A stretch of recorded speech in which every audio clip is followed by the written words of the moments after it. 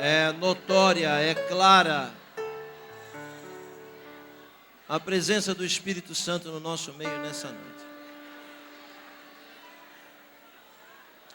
Dá para se perceber com muita facilidade que o Espírito de Deus está no comando deste culto, desde o momento em que lhe foi dado a abertura. Por isso, antes de qualquer coisa, eu gostaria muito de agradecer a Deus pela oportunidade de poder estar em sua presença. Visto que estar na presença de Deus não é mérito próprio. Ninguém está aqui nessa noite porque é bom ou porque é merecedor. Ninguém está aqui hoje porque tem olhos azuis ou porque tem uma vida financeira estável. Estarmos aqui hoje é um mistério insondável, muito profundo. Nós não estamos aqui hoje porque nós o aceitamos. Isso é um conceito equivocado.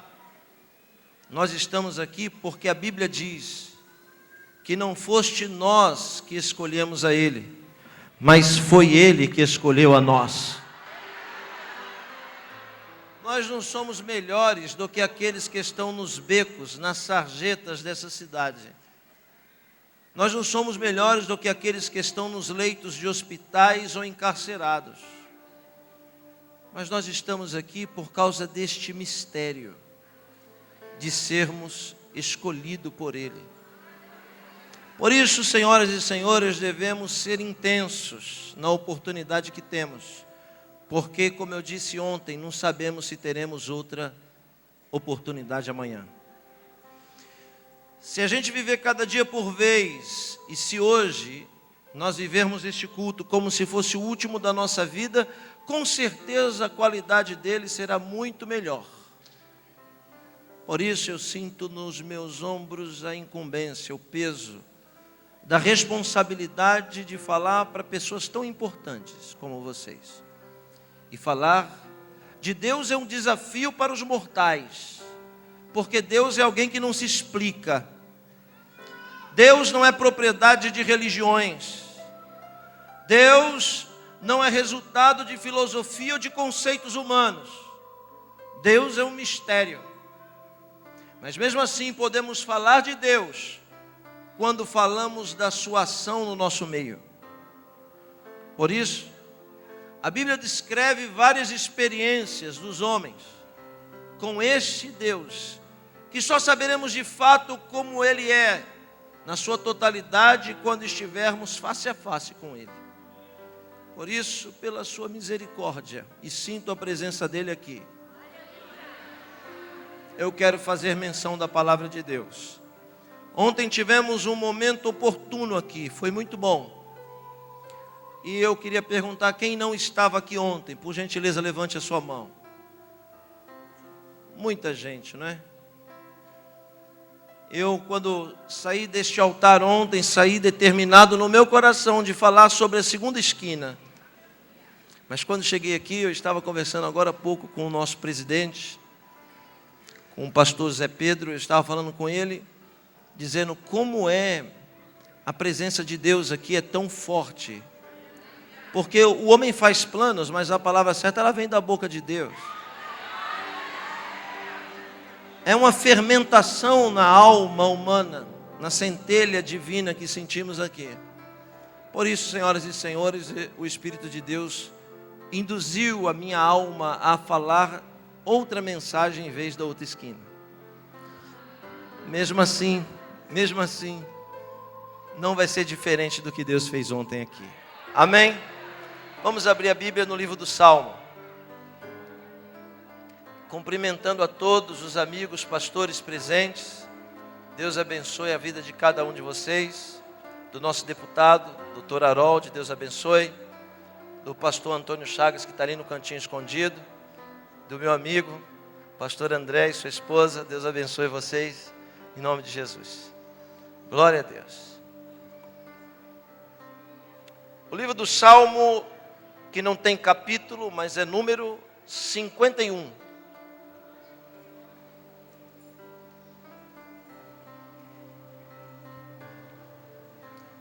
Salmo de número 51, o Inário de Israel. O livro de Salmo, que é um composto de 150 cânticos, dividido em 5 livros originalmente. Só vou pedir para baixar um pouquinho o teclado para mim, por favor. Salmo de número 51, versículo 5 apenas. Quem encontrou, diga glória a Deus. Quem veio ouvir a palavra de Deus, diga amém. Quem veio bater papo, diga aleluia.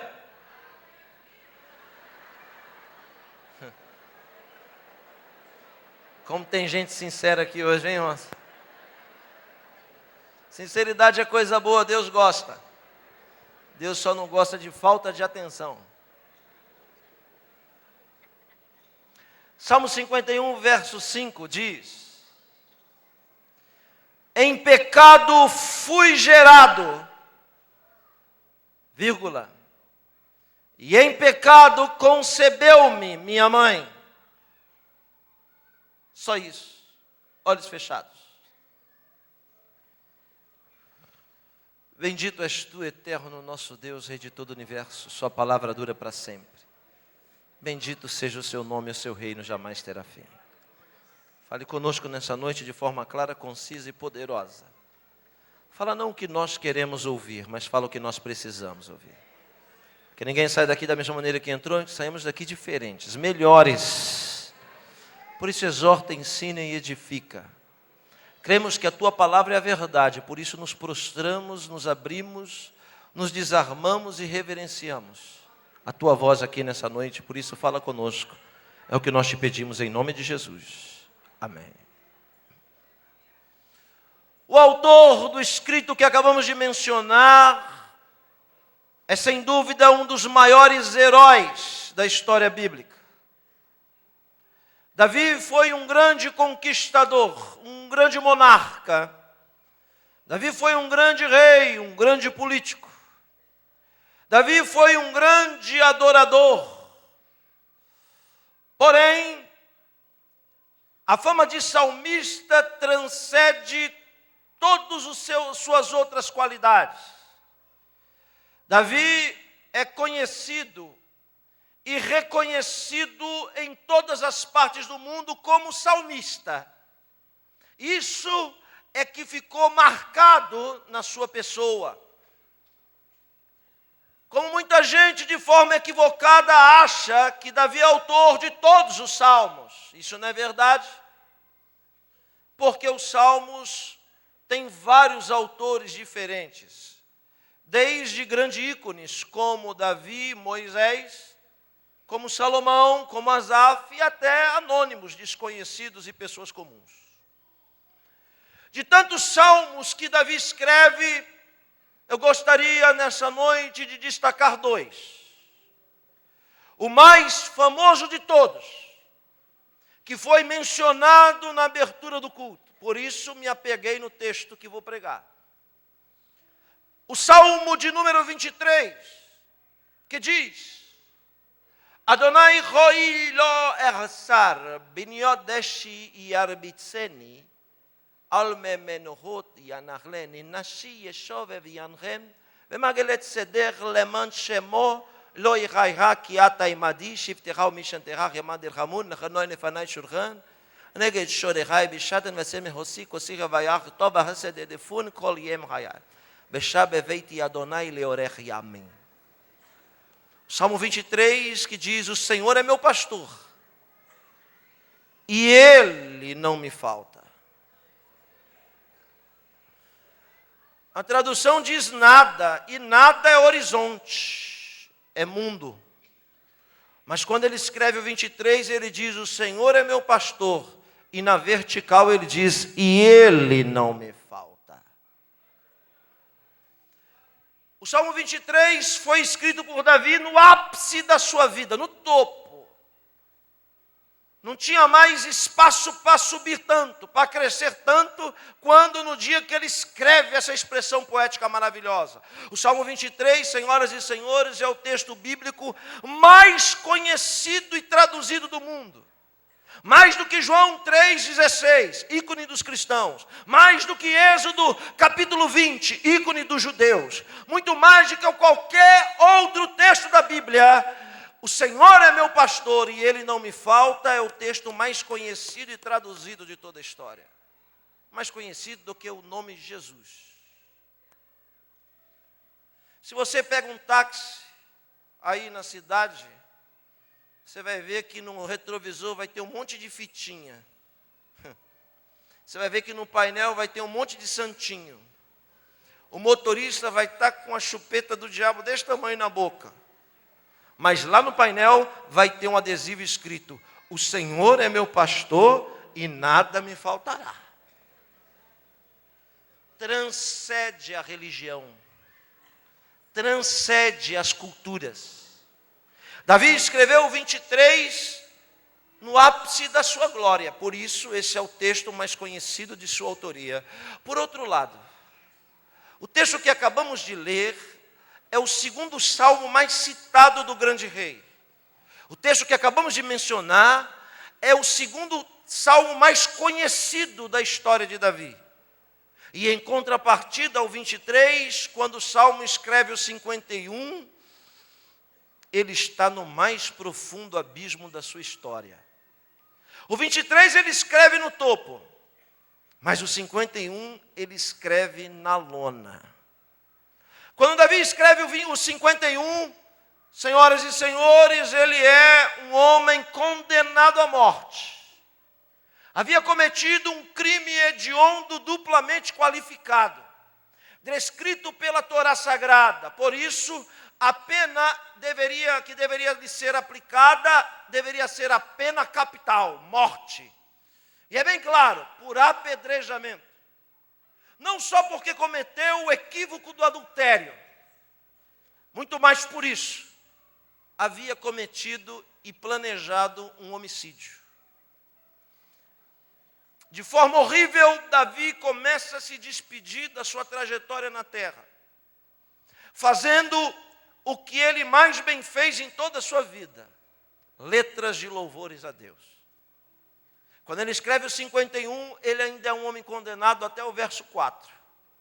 Mas quando chega o verso 5, que acabamos de mencionar, a expressão sincera de adoração deste homem tem tanta força na expressão que lemos, que Deus muda-lhe a sentença de morte. Se Deus não faz acepção de pessoas, e mesmo sendo um monarca, Davi deveria morrer, a pergunta que sobe em minha alma é: se deveria morrer, então por que não morreu? Era incomum? Era melhor do que os outros? Claro que não. Não morreu por quê? Não morreu por causa do verso 5. Em pecado fui gerado, e em pecado concebeu-me minha mãe. E alguém vai me dizer: que força sobrenatural pode existir no verso que acabamos de mencionar? Por que Deus não mataria um homem em uma expressão tão comum como essa? E não é errado os exegetas, os intérpretes, dizer que quando Davi está citando o verso 5, ele se refere ao pecado original. Ele se refere à forma abominável com que todos os seres humanos são gerados. Davi não está se referindo apenas ao pecado original. Davi está falando dele. Tenha paciência com o pregador nos próximos 10 minutos. Eu preciso fazer essa introdução para você entender o que eu vou pregar daqui a pouco. Quando Davi escreve: em pecado fui gerado, em pecado concebeu minha mãe, ele não está falando do pecado da humanidade. Ele está falando dele. O nome disso em língua hebraica é tshuvá. Tshuvá é uma palavra muito forte. Tshuvá quer dizer arrependimento, retorno. E a Bíblia diz que Deus não tem prazer em matar o homem. Antes espera que este mesmo se arrependa dos seus pecados.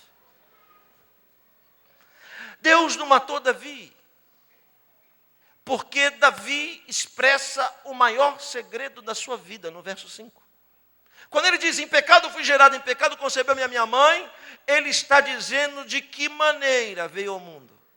Isso mesmo, senhoras e senhores, a vertente mais coerente para a interpretação desse texto é que Davi era um bastardo. Filho de um relacionamento extraconjugal de seu pai Jessé, belemita. E antes de você tomar as suas conclusões, eu preciso lhe provar o que eu estou lhe dizendo. A prova cabal de que Davi não era filho legítimo da mesma mãe dos seus irmãos, a primeira delas é genética. Por quê? Porque a Bíblia diz, é clara, enfática, e faz questão de dizer que Davi era ruivo. Se os irmãos também fossem vermelhos, avermelhados e ruivos, a Bíblia não perderia tempo em falar que Davi era igual aos seus irmãos. Mas quando a Bíblia diz que Davi era ruivo, a Bíblia está dizendo, e Davi era geneticamente diferente dos seus irmãos. Aí está uma brecha, uma abertura para a questão dele não ser filho da mesma mãe dos seus irmãos. A segunda prova pelo qual posso me apoiar, e ainda que esteja equivocado, deve ser coerente, é a prova cultural. Por quê? Porque os bastardos não podiam sentar à mesa com os legítimos. Os bastardos não podiam olhar nos olhos do pai. Terceiro, os bastardos não poderiam participar de nenhuma celebração familiar, para ele não se achar membro da família. Quarto, os bastardos deveriam fazer o trabalho sujo da família. E sabe qual era o trabalho sujo? O trabalho sujo era cuidar dos animais. O trabalho nobre da família era ser um soldado de guerra, mas o trabalho dos bastardos era cuidar dos bichos. Quem diz isso não sou eu, quem diz isso é Jesus. Quando conta a parábola do filho pródigo, quando o filho pródigo volta para casa, mesmo sendo legítimo, ele diz para o pai, não sou digno de ser chamado de teu filho, portanto, aceita-me como um dos seus escravos, me permita cuidar dos animais. Quem cuida dos animais são os bastardos. Terceiro, agora quarto e agora quinto. Os bastardos têm um papel fundamental de juntar o lixo e o monturo da casa.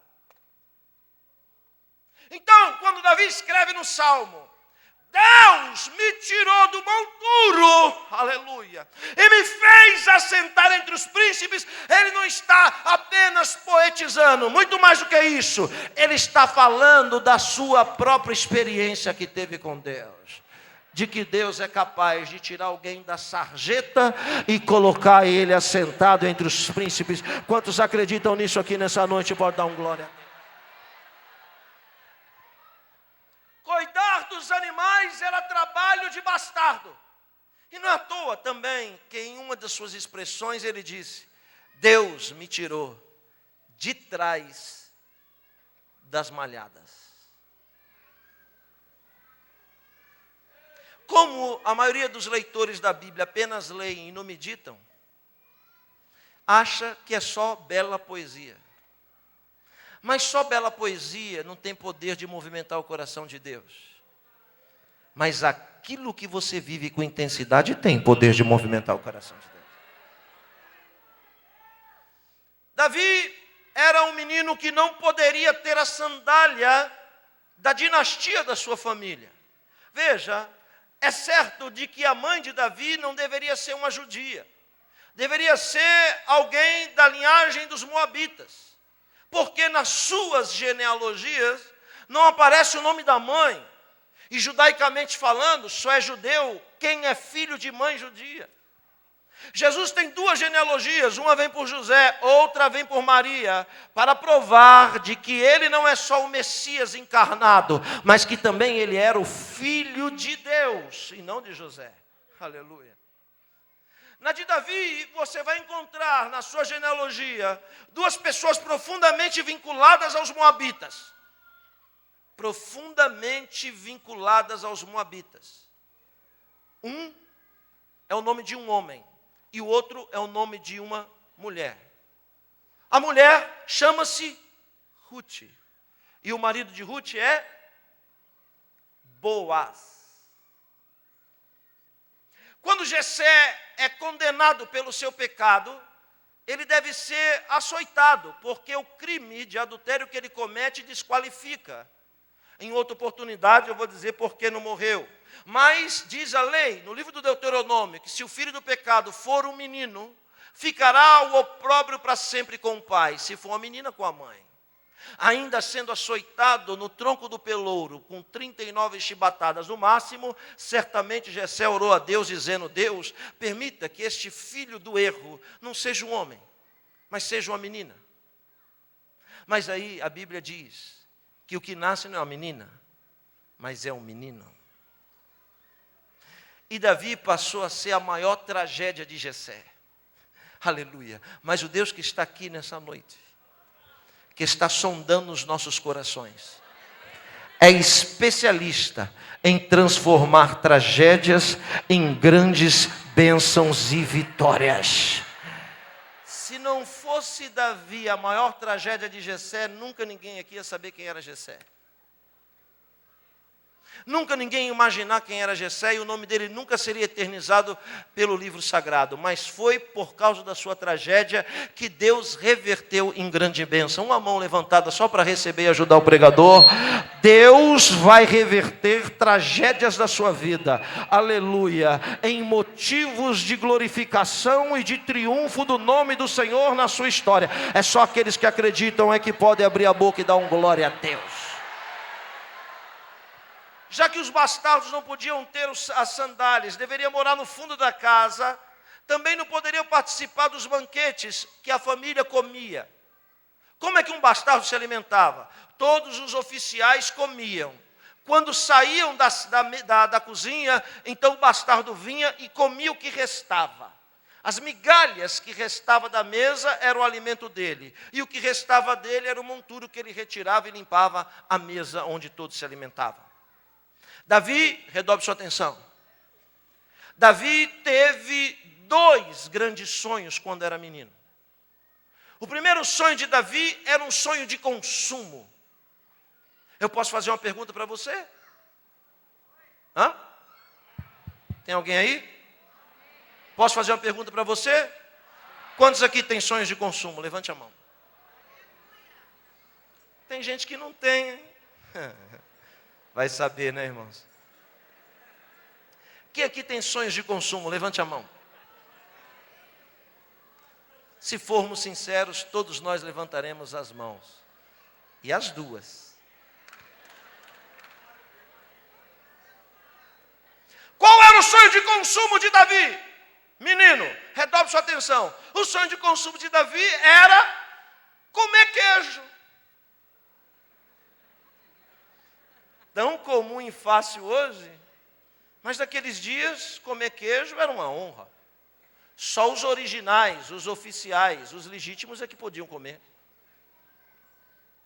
Então Davi ficava lá no fundo do quintal esperando os irmãos comerem. E quando os irmãos não davam conta de comer tanto queijo, sabe o que eles faziam? Esfarelavam o queijo e davam para os animais comer. Só para Davi não se sentir membro da família. Mas Deus usa o nosso sonho de consumo, aleluia, para nos colocar perto do sonho dele.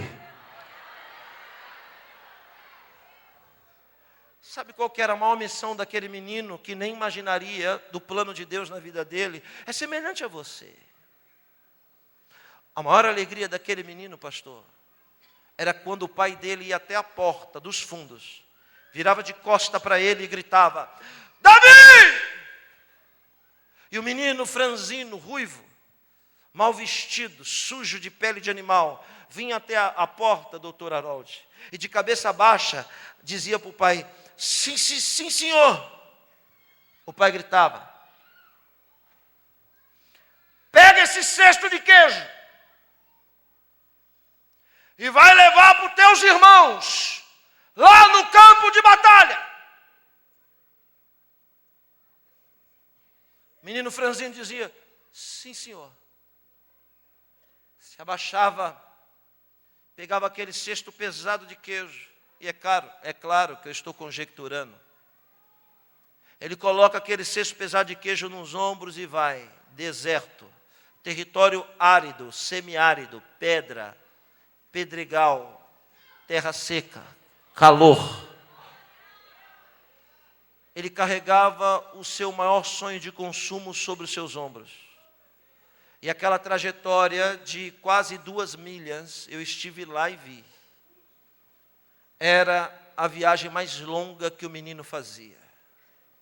As maiores guerras e batalhas se davam naquela trajetória, naquele deserto. Redobre sua atenção. Não tinha ninguém com a bandeirinha no caminho dizendo: vai Davi que Deus vai te ajudar. Não tinha ninguém com a trombeta.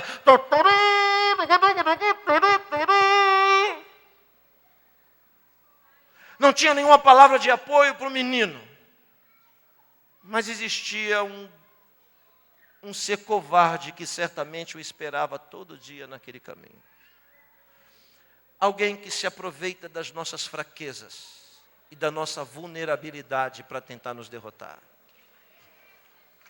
Certamente, quando o menino cansava, todo suado, o cheiro do queijo vinha no nariz dele. E uma voz bradava das trevas dizendo: é a sua chance. Se você roubar um desses queijos, nunca ninguém vai saber. Ei, Davi, seus irmãos te humilham todo dia. Por que você não se vinga deles agora? Mas eu preciso dizer algo para alguém aqui nessa noite. Quem se vinga é fraco. Forte é aquele que tem oportunidade de se vingar, mas não se vinga. Onde estão os fortes aqui nessa noite? E pode abrir a boca e dar um grito de glória.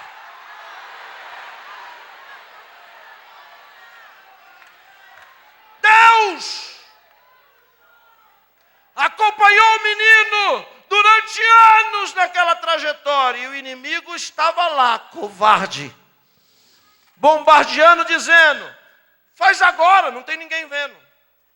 Eu aprendi uma coisa com este princípio, redobre sua atenção, que tudo que a gente faz e os outros veem, Deus não vê. Porque Deus só vê aquilo que a gente faz e ninguém vê.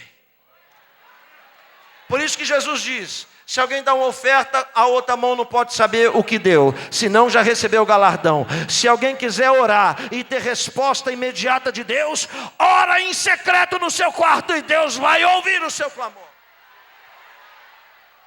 Tudo que a gente faz e os outros veem, a gente já recebeu o galardão. Agora, para Deus vale o que a gente faz e ninguém vê. Por isso, se você é daqueles obreiros que arruma o banco e fica esperando aplausos, o seu galardão vai vir da boca de homens. Porque tudo que você faz para Deus, você deve esperar a recompensa daquele pelo qual você trabalha. Alguém está entendendo o que eu estou pregando? Pode dar um glória a Deus para ajudar o pregador. A pergunta que vem no meu coração é: quem é você quando ninguém está te olhando?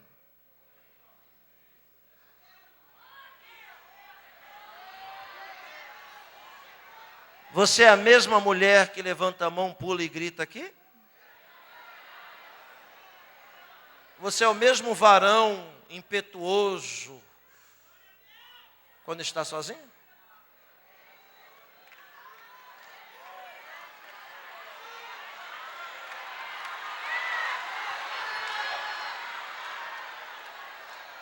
Os olhos do Senhor estão sobre os fiéis E os fiéis se manifestam fiéis quando estão só. Sabe por que Deus amou tanto esse moço? Por causa daquela trajetória, levando o queijo e voltando. E eu falo com convicção, nunca tocou num queijo daquele. Senão Deus nunca o teria escolhido. Ele estava indo para lá e para cá, André, carregando queijo. E ninguém o aplaudia, mas ele não sabia que aquele queijo no seu ombro era Deus treinando ele para um dia tirar o cesto de queijo e colocar a capa pesada do reinado de Israel sobre seus ombros. Você entende o que eu estou falando? Todo mundo quer a capa, mas ninguém quer carregar queijo.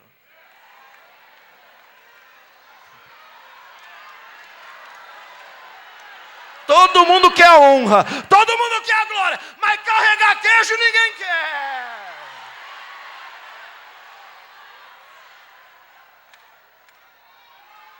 Quando você vê alguém lá no topo, não fica achando que chegou lá de paraquedas, não. É porque carregou muito queijo. Naquelas idas e vindas, é isso mesmo, está carregando queijo hoje, mas ninguém carrega queijo a vida inteira. Vai chegar um dia que Deus vai tirar o cesto das suas costas e vai colocar a capa pesada sobre você.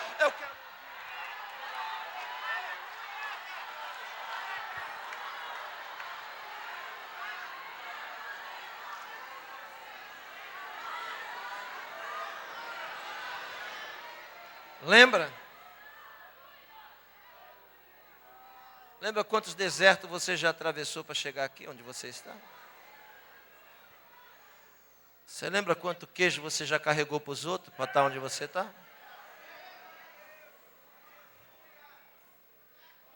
Naquelas idas e vindas, o santo, bendito, eterno, clemente, misericordioso, soberano, que estava vendo, tomou uma decisão no céu.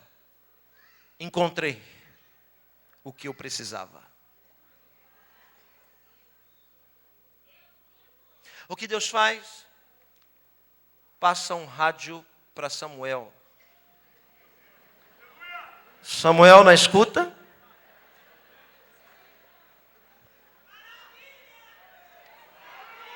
Lá no norte do país, Samuel disse: fala, Deus, que o teu servo ouve.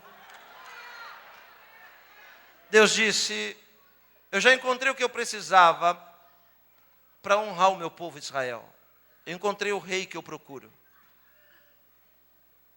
Então Samuel deve ter pensado, deve ser alto, forte, musculoso. E Deus deve ter dito, não, porque alto, forte e musculoso, Saul já é. Eu não preciso de um músculo, nem de um braço de um guerreiro. O que eu procuro é um coração. Um coração que seja segundo o meu coração. Levante a mão e recebe o que eu vou dizer. A grandeza de um mortal não é o que ele é por fora, mas certamente é o que ele é por dentro. Você será do tamanho do seu coração.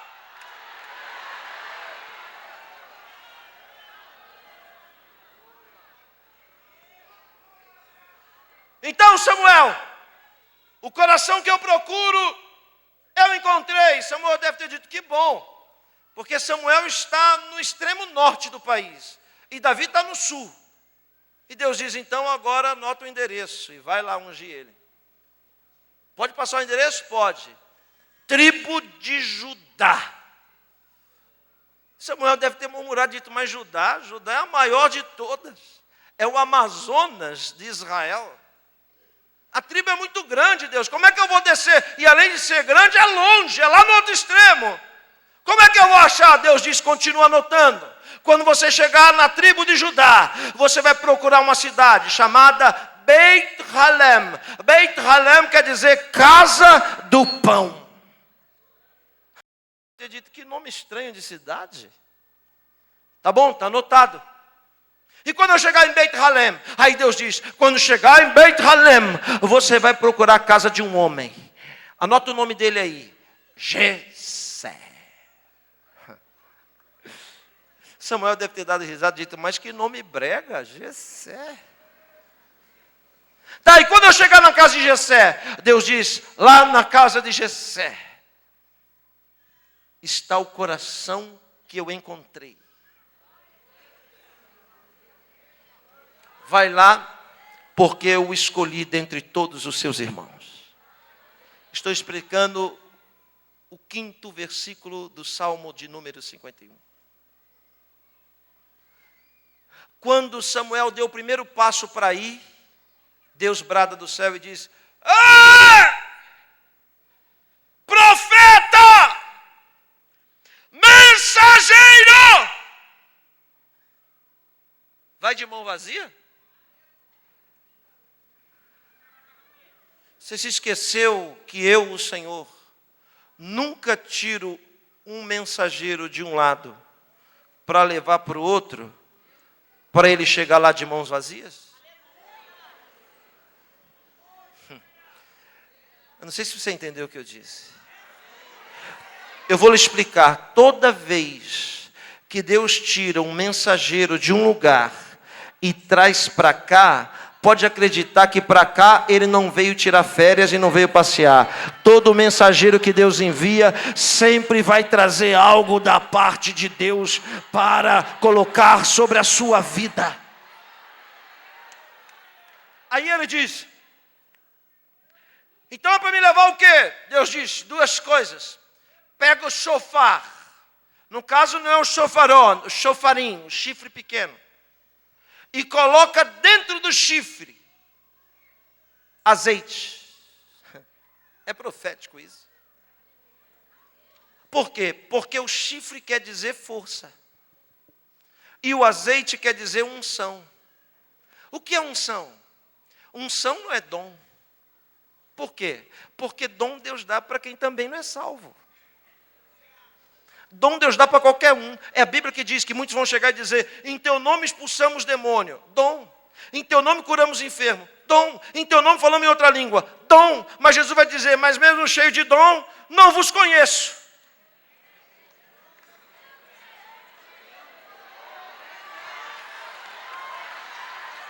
Agora, unção não. Unção Deus só dá para quem tem a marca da promessa. O que é unção? Unção é um poder extraordinário que não está à venda em nenhuma prateleira de supermercado, que você não encontra em nenhuma banca de jornal. Ninguém estuda unção em Harvard, em Oxford, na UFRJ, na USP. Unção não existe no mundo de baixo. Unção só existe no mundo de cima. E Deus só dá para quem Ele quer, quando quer, da maneira que quer e na hora que Ele quer.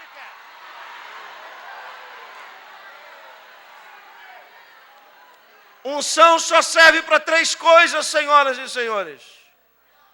Primeiro, para fazer você ser o que nunca seria.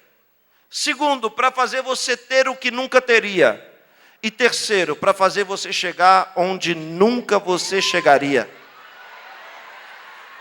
Está onde está por quê? Por causa da unção. Olha o que Deus diz.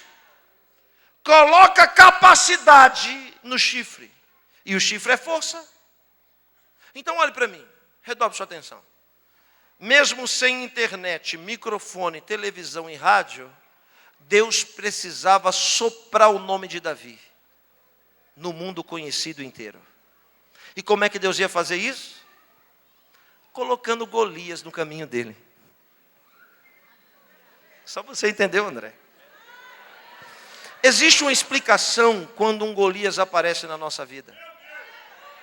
Todo Golias que aparece na nossa vida não deve ser visto como um gigante, mas deve ser visto como uma oportunidade de Deus glorificar o nome dele na nossa vida. Alguém está entendendo? Hoje é a noite que Deus vai levantar, aleluia, matadores de gigantes nessa casa.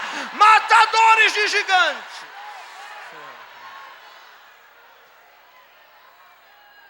E como Davi de Meller, como o rei Davi vai matar aquele gigante? Se os braços dele é da largura deste microfone, franzininho. Mas ele tem uma habilidade, ele é bom de mira. Mas o que lhe falta? Força. O que lhe falta é força. E o que Samuel vem trazer para ele? Aquilo que lhe falta. Uma mão levantada, vai. Está achando que vim passear em Santa Cruz, né? Pois é, mas eu vou lhe dizer, Deus conhece todas as suas qualidades. E Ele me trouxe aqui para lhe entregar aquilo que está lhe faltando, para você fazer esse Golias cair diante da sua presença. Quem aqui entende o que eu estou pregando e tem motivos para abrir a boca e fazer um barulho dando glória?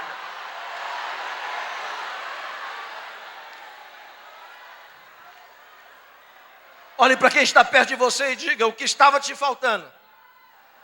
Diga mais forte, o que estava lhe faltando? Acabou de chegar para você.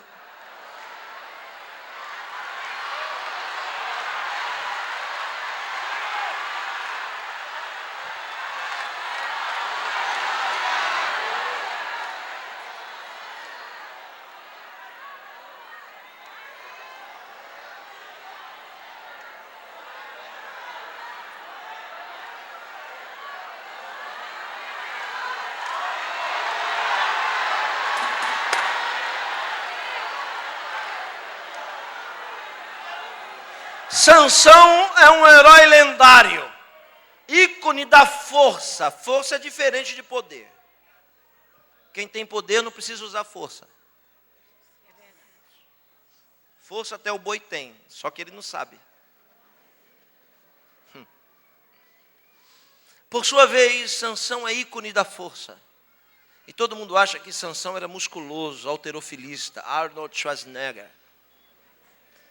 Só que se Sansão fosse fortão e chegasse num lugar, as pessoas iam respeitar ele. Então por que muita gente, sem conhecer Sansão, não o respeitava? Porque Sansão era franzino. Assim, tipo Yosef Akiva, 68 quilos. Você imagina chegar um pardal igual eu para você e dizer assim, ó, não brinca comigo não que eu arranco os portões da cidade. Você vai olhar e dizer, esse pardal não aguenta levantar nem uma cadeira dessa, está falando que vai arrancar os portões da cidade? Muita gente acha que o segredo de Sansão era o seu cabelo, mas não é.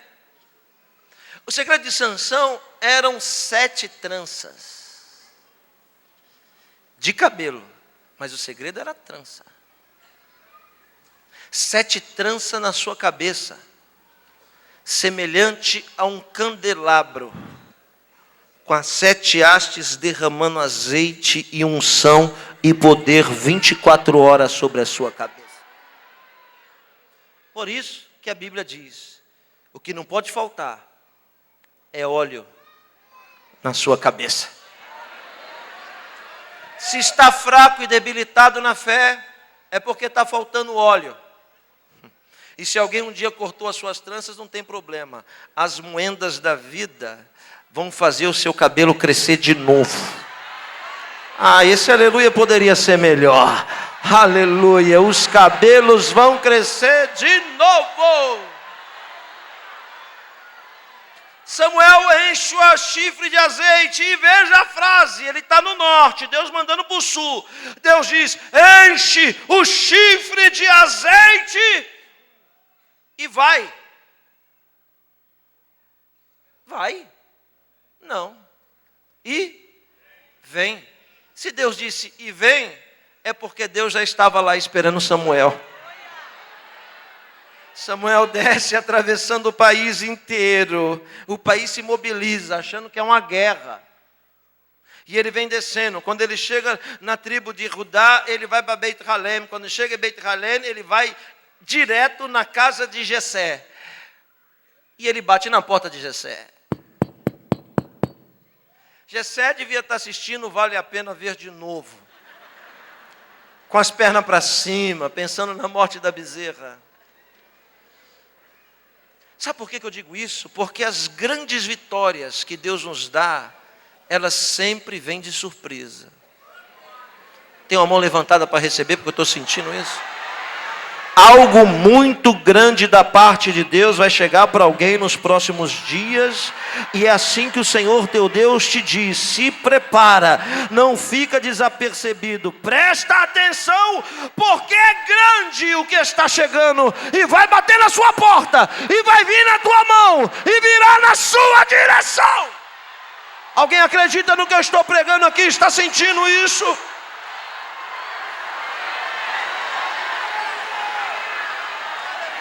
Eu estou dizendo que não é você que vai buscar.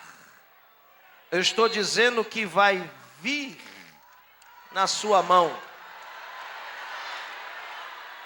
Alguém está esperando algo grande da parte de Deus? Então recebe. O que você está esperando não vai demorar, mas vai vir, vai vir, vai vir, vai vir, vai vir, vai vir, vai vir na sua mão. Recebe aí quem acredita e toma posse.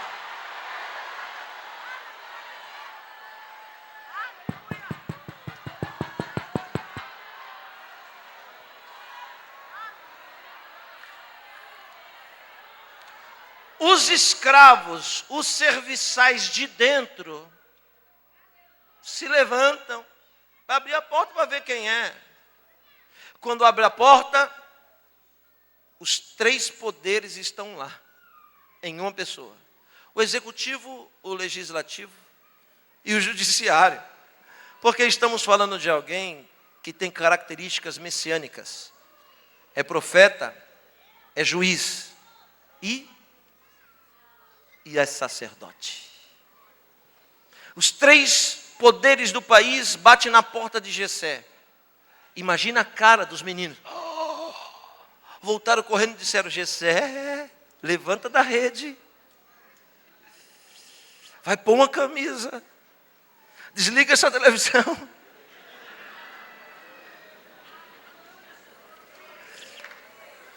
Jessé deve dizer: mas é o final da novela. Não, mas o que está lá fora é muito maior, o que chegou é muito maior. Está alguém entendendo o que eu estou falando ou não? E parece que eu estou brincando, né? O que está chegando é muito maior do que aquilo que te distrai. O que te distrai é muito pequeno diante daquilo que está chegando para a sua vida.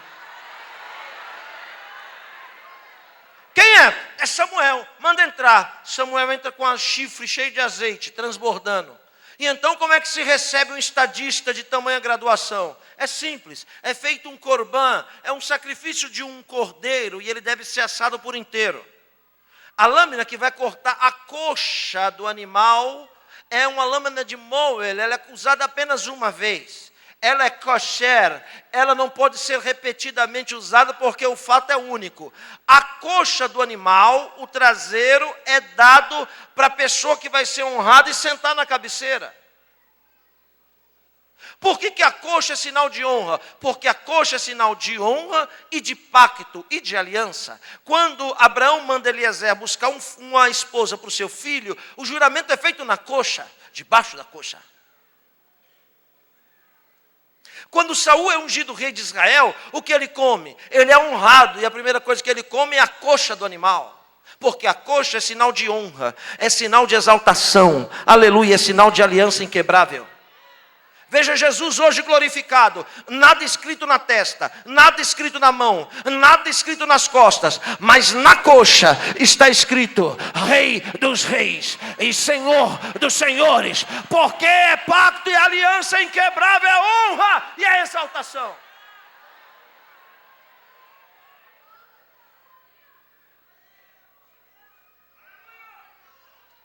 Corta a coxa para honrar a quem tem honra. E logo, como é um estadista, 12 queijos é colocado ao redor do bicho. Já está entendendo a cena? Quando ele chega, ele diz: eu preciso que você me mostre os seus filhos. Eu vim com a missão. Me mostre o que você tem de mais precioso.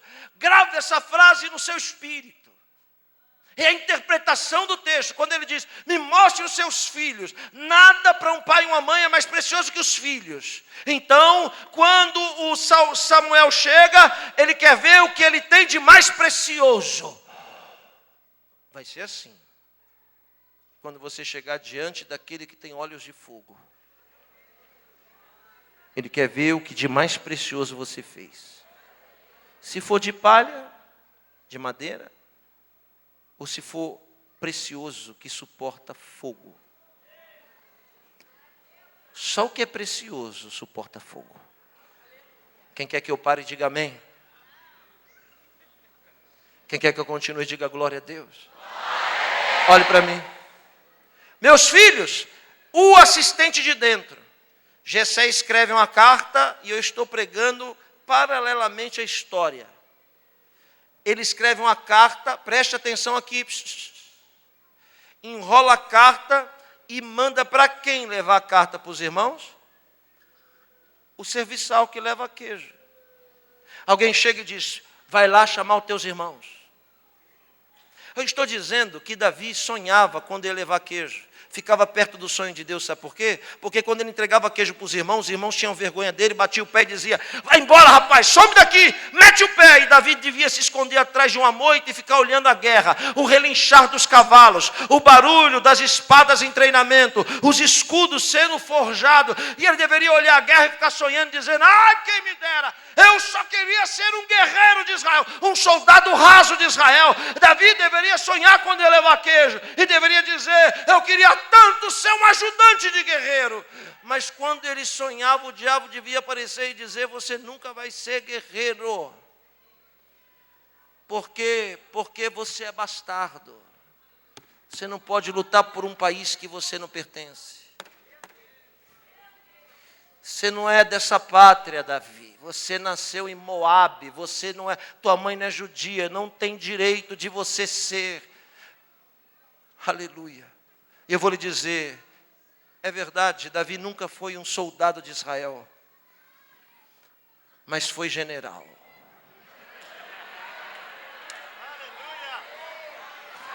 Recebe o que eu vou dizer? Davi nunca foi soldado de Israel, mas foi presidente da república, mas foi rei de Israel. Uma mão levantada e recebe o que eu vou lhe dizer. Tudo o que te impediram de ser é porque era muito pouco, porque de coisa grande ninguém tem o poder de impedir. Deus te chamou para ser grande.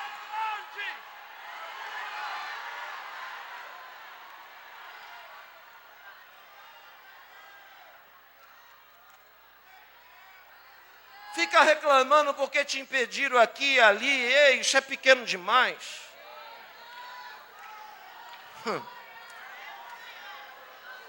Davi já tinha ido levar queijo, pastor Zé Pedro. Então ele pega aquele papel, aquele lembrete e sai e parte. No mesmo deserto, descalço. Quando ele entrega para os irmãos, que os irmãos veem, os irmãos, vai embora rapaz, sai, vai embora. E ele vai embora correndo de novo.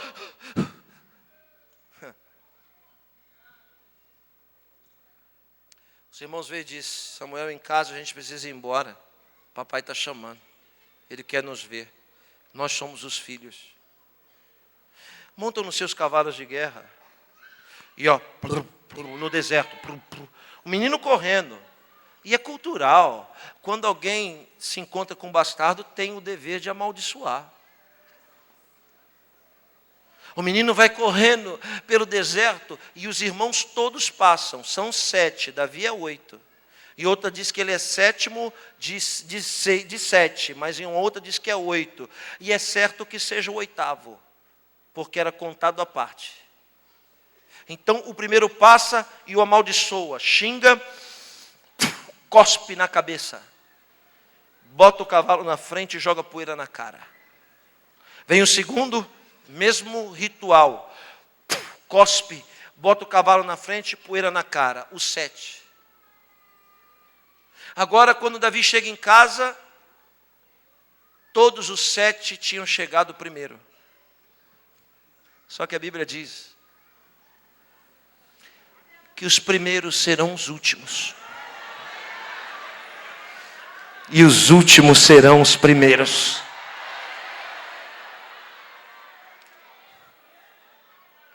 Quando Davi chega em casa, ele passa a ter 4 características. Primeira, saliva na cabeça.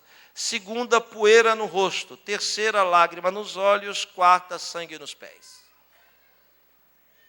Ele deve sentar no lixo que ele acumula, no meio das ovelhas que ele cuida, deve sentar e dizer: será que vale a pena ser fiel? Porque eu faço tudo certo e tudo dá errado. Eu tenho certeza que eu não estou pregando para as paredes aqui nessa noite. Eu tenho certeza que essa palavra tem um endereço aqui. O coração de alguém escolhido por Deus para fazer a diferença. Aleluia. Estou sentindo a presença dele aqui. Saliva na cabeça é tudo que falam de você. Lágrima nos olhos é a tristeza da decepção. Poeira no rosto é porque todo mundo chega antes que você. Mas sangue nos pés é o sinal de alguém que não desiste e persiste sempre. É alguém que mesmo com o pé machucado, nunca vai parar de marchar. Nunca vai parar de andar na presença de... Alguém está sentindo que isso é verdade aqui nessa noite?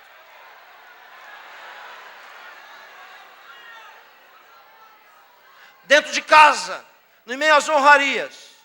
O primeiro vem, é forte. Samuel olha e diz: certamente é esse. Mas o dono da unção brada e diz: eu já não lhe disse que o que eu estou procurando está dentro e não está fora? Eu já não lhe disse que não é de braço que eu preciso, não é de tórax que eu preciso, não é de músculo que eu preciso. Eu preciso de um coração, Samuel. Não é esse. Não é esse. E vem o segundo, e não é esse. E vem um terceiro, e não é esse. E vem um quarto, e não é esse. E o quinto também não é. E o sexto também não. E o sétimo não. Então Deus se equivocou. Se enganou. Mas o Espírito Santo diz: pergunta para ele aí, só pergunta, se porventura ele tem mais algum filho.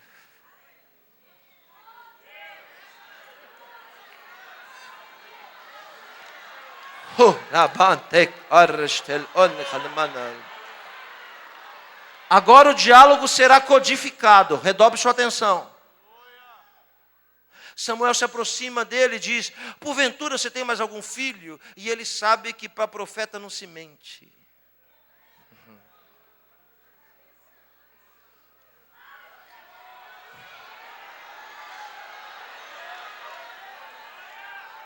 Jessé deve abaixar a cabeça, chutar o chão e dizer: pois sabe o que é? Eu tenho um aí, mas ele vai falar em código. Só que ele cuida das ovelhas. Eu tenho um aí, mas ele toma conta dos animais. E Samuel, que sabe, conhece a cultura, entende. Se toma conta dos animais, é porque é bastardo. E se é bastardo, certamente nunca sentou na mesa. E se é bastardo, certamente nunca comeu queijo. Então o que Samuel disse? Ah é? Então tá bom. Manda chamá-lo. E ninguém vai se assentar à mesa antes que ele chegue.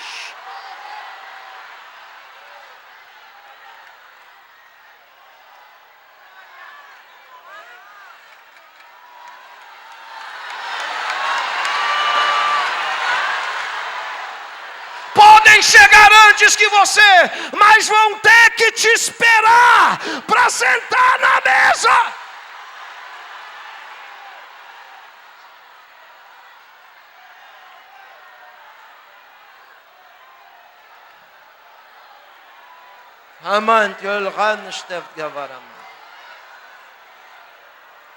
O menino está choramingando lá no fundo, todo machucado. Saliva misturada com terra, lágrima e sangue. Quem é que vai chamar ele para o triunfo? quem durante a vida inteira o chamou para humilhação.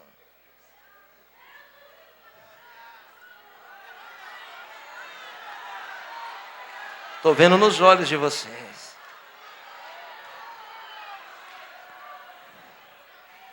Jessé parte e grita: Davi! O menino pensa: já levei queijo hoje e já levei também mensagem. Se está me chamando agora, certamente é para me humilhar na presença dos meus irmãos. Se me chama agora, é para me fazer de tolo e palhaço na presença deles. Mas mesmo com a expectativa assim, o menino permaneceu obediente. Se levantou e de cabeça baixa, chegou à porta e disse: sim, senhor. Ele não pode levantar os olhos para olhar. Aleluia. Samuel se aproxima do menino e Deus disse: o que eu procuro está dentro. E a única coisa de você enxergar o que está dentro é olhando nos olhos. Porque os olhos são a janela da alma. Nós podemos enxergar as pessoas quando olhamos nos olhos. Deus disse: o que eu procuro está dentro.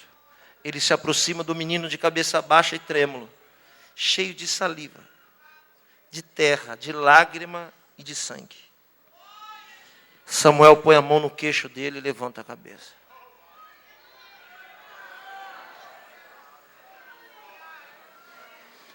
Quando o menino abre os olhos, o brilho daqueles olhos, era o brilho daqueles olhos, que mesmo em meio à saliva, a poeira e as lágrimas, permaneceu brilhando, como que alguém tivesse esperança. Eu quero lhe dizer duas coisas. A primeira: é imprescindível que as salivas não façam parte da sua vida, elas devem fazer. É imprescindível que a poeira não marque a sua pele, elas têm que marcar. É comum que as lágrimas estejam nos seus olhos e que muitas vezes o sangue nos seus pés. Mas uma coisa não pode faltar: o brilho dos seus olhos. Não deixe o brilho dos seus olhos apagar. Porque ele é o contato entre você e o divino que vive dentro de você.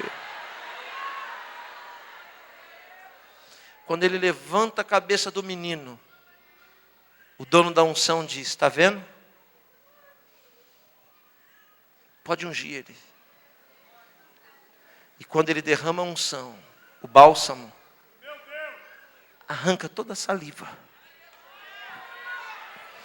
Quando o bálsamo escorre, ele limpa a poeira. Aleluia. Quando o bálsamo escorre sobre nós, ele arranca as lágrimas. Aleluia. E sara as maiores e mais profundas feridas da nossa vida. Levante a sua mão, porque Deus enviou um mensageiro aqui com bálsamo para derramar sobre a sua vida nesta noite.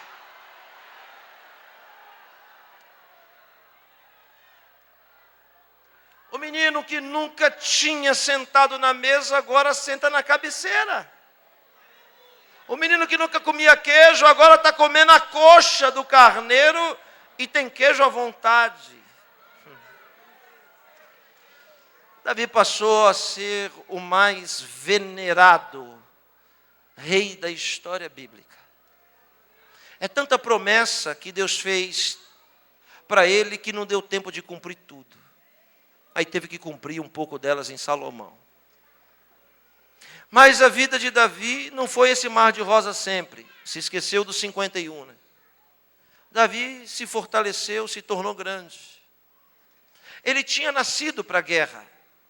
Ele tinha sido forjado para ser um guerreiro. Era o sonho dele.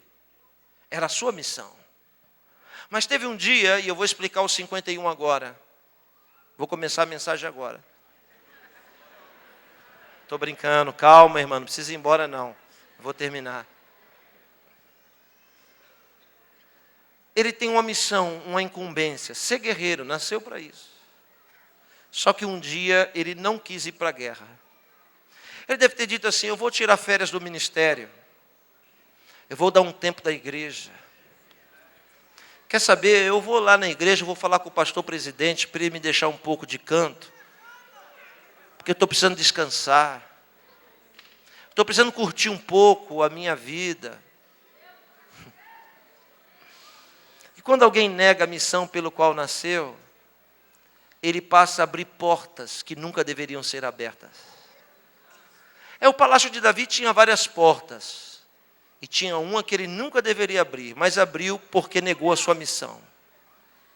Aquela porta o levava para um alpendre, empoeirado, porque ele nunca andava por ali. Mas porque estava querendo descansar e tirar umas férias, abriu a porta que não deveria ser aberta e foi para o alpendre, que o fez enxergar o que nunca deveria ter enxergado. Quando ele vê Betseba, ele gosta. Não só gosta, como manda chamar. E depois de coabitar com ela, não só coabita, como engravida. E quando engravida, ele descobre. É esposa de um homem que não é judeu. Mensageiro como ele. Urias era heteu. Homem de confiança do monarca. Era aquele que segurava os decretos escritos pela mão do imperador Davi, do rei Davi, do líder Davi, que levava para o campo de batalha, exatamente como ele, quando era fiel. Quando ele descobre que Urias é o dono da propriedade, ele manda vir para coabitar e comer o seu queijo. Mas Urias é fiel e disse, não posso fazer isso. Olhe para mim. Então ele toma uma decisão, chama Urias e escreve um decreto, uma sentença. A vida é assim, o que muda é a cor do cabelo, o que muda é o endereço, mas não existe nada novo debaixo do sol. A história se repete agora, e Urias corre com a sentença nas mãos. Quando entrega, você sabe a história, por isso ganha o tempo. Estou falando em igreja instruída. Ele é morto. Quando ele é morto, Davi diz, estou livre. Quando Davi diz, estou livre, Deus diz, não está. Porque quando Deus não tem um Samuel, Deus tem um Natã.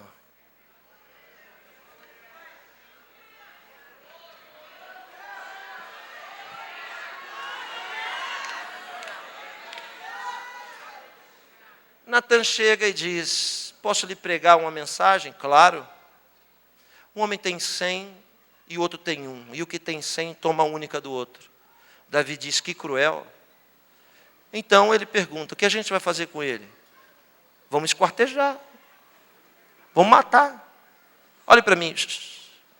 A pior coisa que pode acontecer na vida de quem ouve a palavra de Deus é achar que a mensagem é para os outros e não é para ele. Porque quando é bênção, todo mundo tem fé para receber. Mas quando aperta, a gente diz, tomara que a irmã Mariquinha esteja ouvindo essa mensagem. E se a irmã Mariquinha não veio hoje, isso quer dizer que Deus não é fofoqueiro. E não vai falar de quem não está presente. Então a mensagem é para você. É com você que Deus está falando. Aleluia. Aleluia. Você precisa se enxergar na mensagem para entender o que Deus está falando.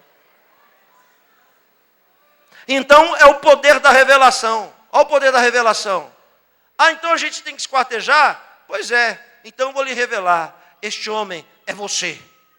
A revelação é o poder de fazer nos enxergar na mensagem. De arrancar as escamas naturais que existem nos nossos olhos. Quando Davi se enxerga, ele cai. Escreve os 51. Mas quando chega no 5, ele diz, eu me arrependo. Porque agora eu estou me lembrando de onde Deus me tirou. E só uma coisa, Deus não resiste. Arrependimento e coração contrito e quebrantado. Assentado mesmo, curve a sua cabeça. Eu vou ter que parar a mensagem por causa da hora. Não posso atrapalhar você de chegar em casa.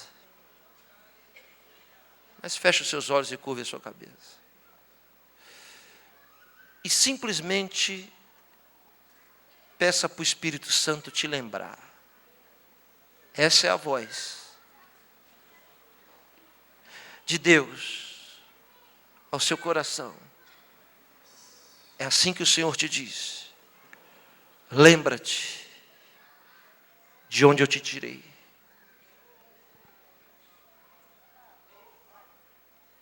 Lembra quem tu eras e veja quem tu és. Eu te escolhi dentre os teus irmãos.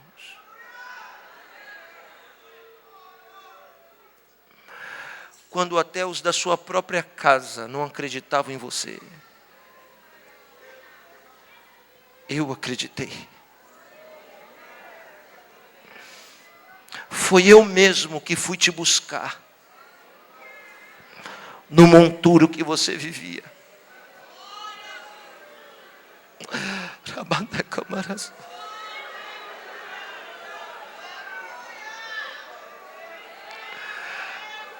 Foi eu mesmo que com um braço forte te conduzi até onde você está. Você não é o que é, tem o que tem, ou está onde está porque você é bom. Não. Foi porque um dia eu vi os seus olhos brilharem diferente. E tu nem sabe que dia foi esse, em que eu decidi no meu coração fazer você ser o que é. Por isso eu te amo. E uma coisa, apenas uma coisa, eu não aceito: ingratidão. Eu preciso encontrar um coração grato, que todo dia se lembre de onde eu te tirei. Há poucos dias atrás,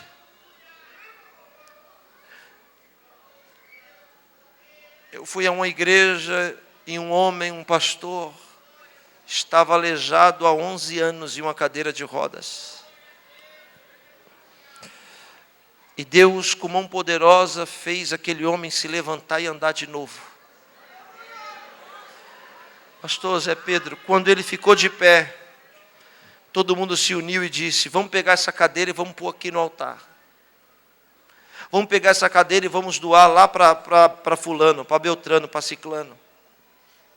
E aquele homem que ficou 11 anos na cadeira de roda, agarrou a cadeira de roda e disse: não, agora é a hora que eu mais preciso dela. Alguém disse: você não precisa mais porque você já anda.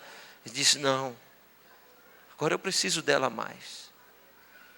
Mas o que o senhor vai fazer com ela?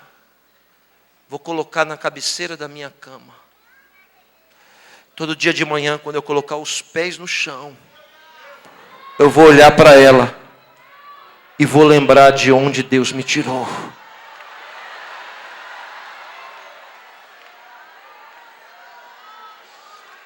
Abra sua boca, por gentileza. Porque o Espírito Santo está fazendo você se lembrar de novo de todos os desertos que você atravessou, de todos os queijos que você carregou. O Espírito Santo está fazendo você se lembrar de novo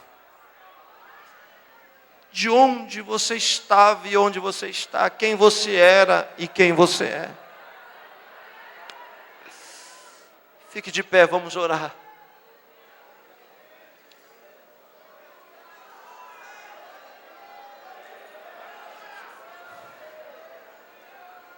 Hoje é a noite do retorno ao primeiro amor. Nada pode apagar o brilho dos seus olhos. Feche os seus olhos agora, eu vou lhe dar 1 minuto. 2, talvez 2, 3. Para você dizer algo que você acha que você precisa dizer para Deus.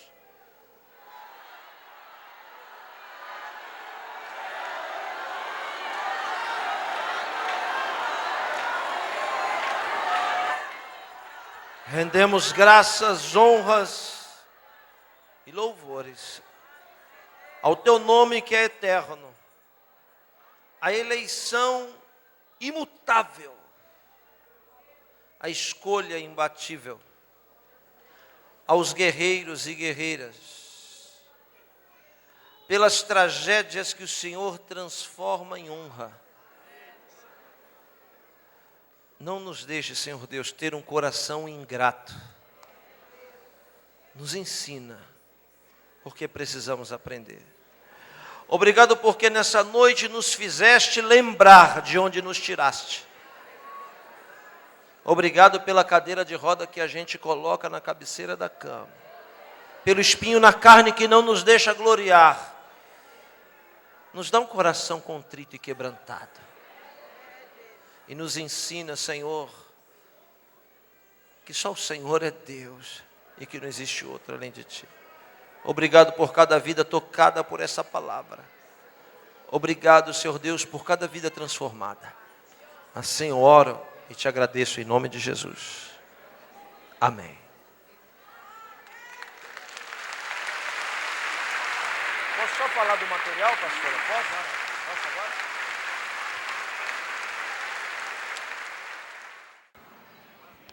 Curva a sua cabeça, feche os seus olhos, coloque a sua mão no coração.